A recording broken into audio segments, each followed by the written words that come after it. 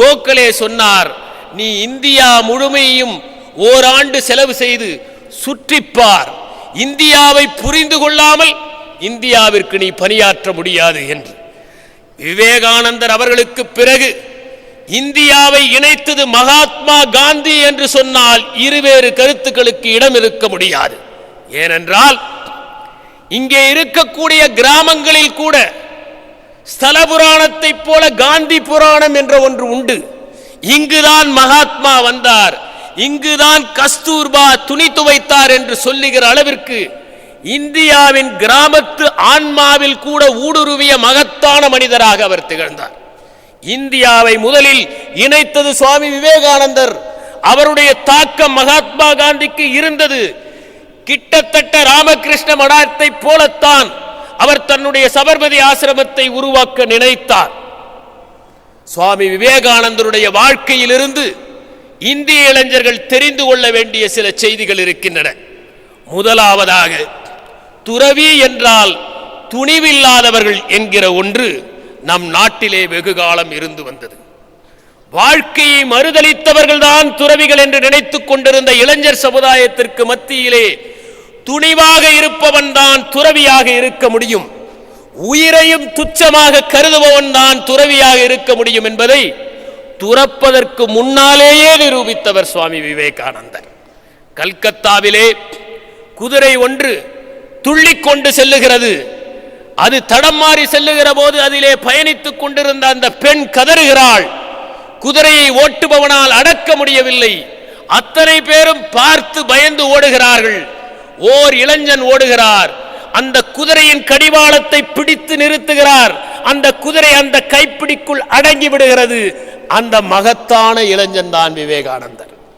துணிவு இல்லாத யாரும் துறவை மேற்கொள்ள முடியாது.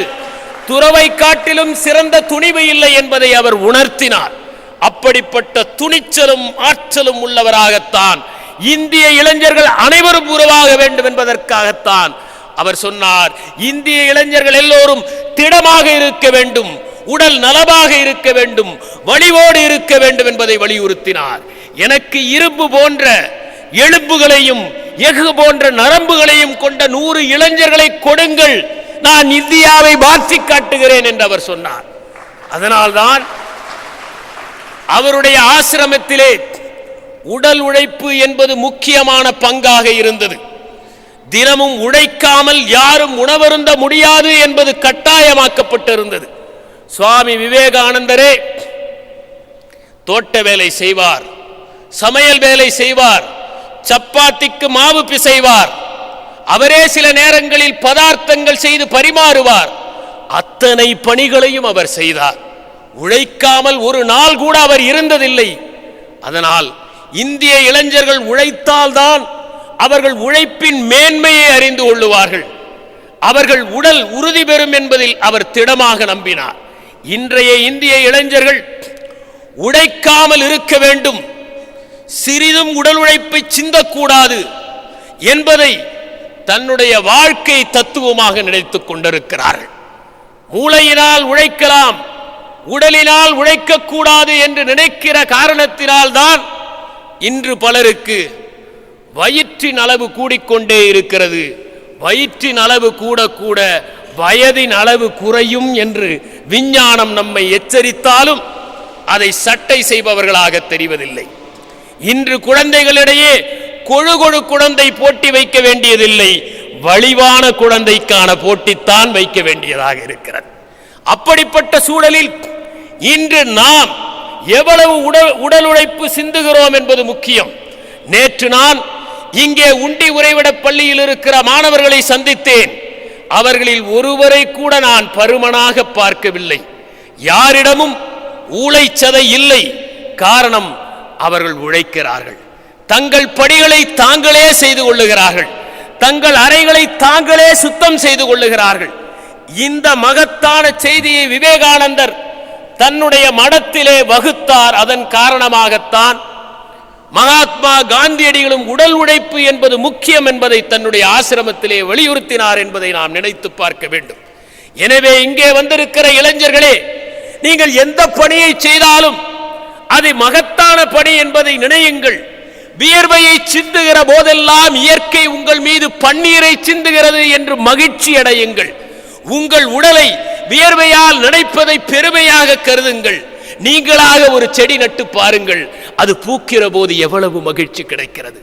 நீங்களாக ஒரு காய்கறி மரத்தை நட்டு பாருங்கள், அது காய்க்கிற போது எவ்வளவு மகிழ்ச்சி ஏற்படுகிறது. நீங்களாக ஒரு பூஞ்செடியை வைத்து பாருங்கள், அதன் நறுமணம் உங்கள் நாசிகளை எங்கிருந்தாலும் வந்து தடவி மகிழ்ச்சி ஊட்டுகிறது என்பதை உழைப்பை காட்டிலும் சிறந்த அறமில்லை, உழைப்பை காட்டிலும் சிறந்த தவமில்லை, உழைப்பை காட்டிலும் சிறந்த யானமில்லை.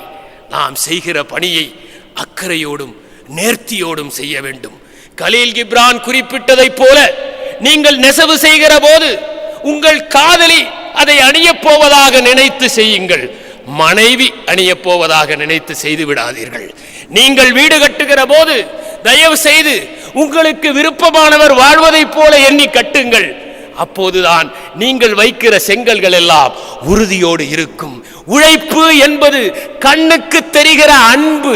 ஒருவருக்கு அன்பை தெரியப்படுத்த வேண்டும் என்றால் சொற்களால் தெரியப்படுத்தாதீர்கள், செயலால் தெரியப்படுத்துங்கள். சமுதாயத்தை நேசிக்கிறேன் என்று சொற்களால் சொல்லி பிரயோஜனம் இல்லை. நீங்கள் அதற்காக என்ன விட்டு செல்ல போகிறீர்கள்? எதை உருவாக்கப் போகிறீர்கள்? எதை உங்களுடைய எச்சமாக ஆக்கப் போகிறீர்கள்? எதை உங்களுடைய உச்சமான சாதனையாக ஆக்கப் போகிறீர்கள் என்பதுதான் முக்கியம். அதைத்தான் சுவாமி விவேகானந்தர் தன்னுடைய இளம் துறவிகளுக்கு சொல்லிக் கொடுத்தார். அவர் ஓர் உதாரணமாக திகழ்ந்தார். எந்த மனிதன் தன்னுடைய வாழ்க்கையில் ஒன்றை கடைபிடித்து மற்றவர்களுக்கு சொல்லுகிறாரோ அவர்தான் மகத்தான மனிதனாக இருக்க முடியும். அந்த வகையில் தன் வாழ்க்கையில் கடைபிடிக்காத எதையும் அவர் செய்ததில்லை. பின்னாளிலே அவர் இமயமலையிலே தங்கியிருக்கிறார். அப்போது அவருடைய சீடர் சுவாமி அகத்தானந்தா என்பவருக்கு திடீரென்று உடல் நலம் சரியில்லாமல் போய்விடுகிறது. அவருக்காக டேராடூனில் வீடு வீடாக சென்று இவரை தங்க வையுங்கள் என்று யாசகம் கேட்கிறார் சுவாமி விவேகானந்தர். அதை போலவே சுவாமி சதானந்தா என்பவருக்கு உடல் நலம் சரியில்லாமல் போனதும் அவருடைய துணி மூட்டையும் அழுக்கு துணிகளையும் தன்னுடைய தோளிலே தூக்கி கொண்டு அவரோடு பயணம் செய்கிறார். எந்த கட்டத்திலும் மற்றவர்களுக்கு பணி செய்வதுதான் மகத்தானது என்பதை அவர் போதித்து வந்தார். நாம் எல்லோரும் நினைக்கிறோம் நம்முடைய மகத்துவம் என்பது எத்தனை பேர் நம் முன்னால் கைகட்டி கொண்டிருக்கிறார்கள் என்பதை பொறுத்துத்தான் இருக்கிறது என்று.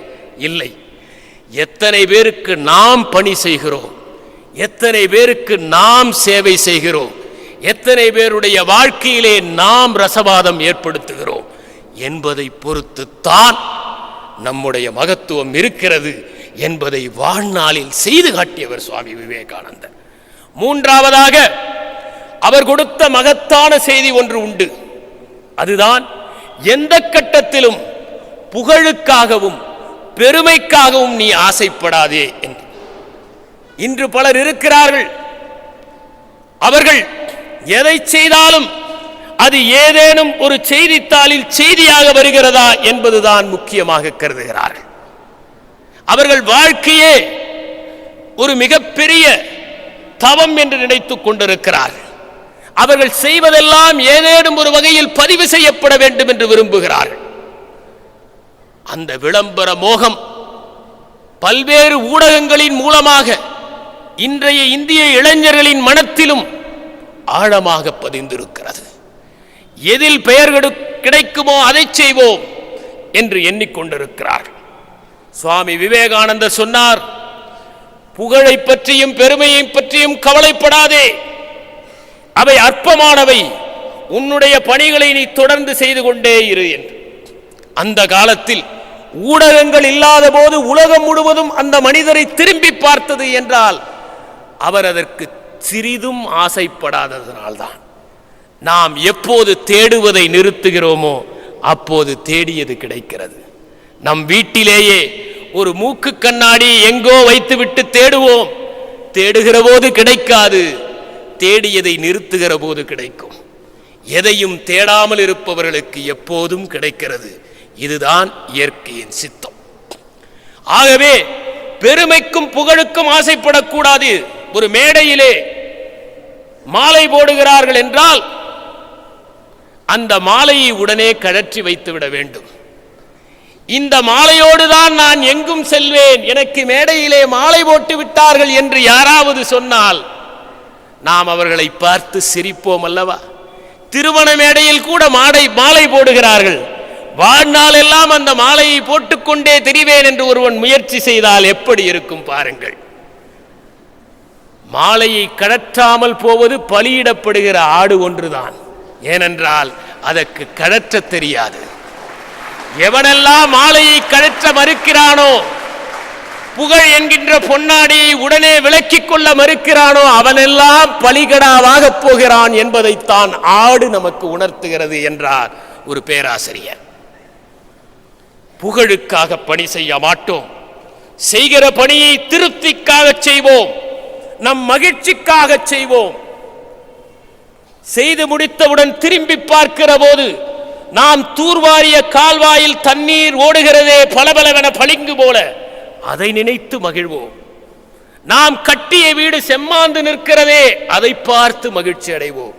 நாம் உண்டாக்கிய எந்திரம் பல்வேறு பொருட்களை உற்பத்தி செய்கிறதே, அதை பார்த்து மகிழ்ச்சி அடைவோம். அப்படி உலகம் முழுவதும் வெளிச்சத்தை விநியோகிப்பதற்காகத்தான் நம்முடைய உழைப்பே தவிர பெருமைக்காக அல்ல என்பது அவர் கொடுத்த 4வது முக்கியமானது. 5வது முக்கியம், யாரெல்லாம் பரிதாபத்திற்கு உரியவர்களோ அவர்களுக்கு முன்னுரிமை கொடுத்து பணியாற்றுங்கள். பலவீனமானவர்களுக்குத்தான் நீங்கள் முதல் உரிமை கொடுக்க வேண்டும் என்று சொன்னார். எவ்வளவு முக்கியமான ஒரு வாசகம் என்பதை நினைத்து பாருங்கள். எனக்கு ஒரு சம்பவம் நினைவுக்கு வருகிறது. ஒரு சிறுவன் நாய்கள் விற்கப்படும் என்று ஒரு பலகை எழுதப்பட்டிருந்தது. அந்த கடைக்கு சென்றான்.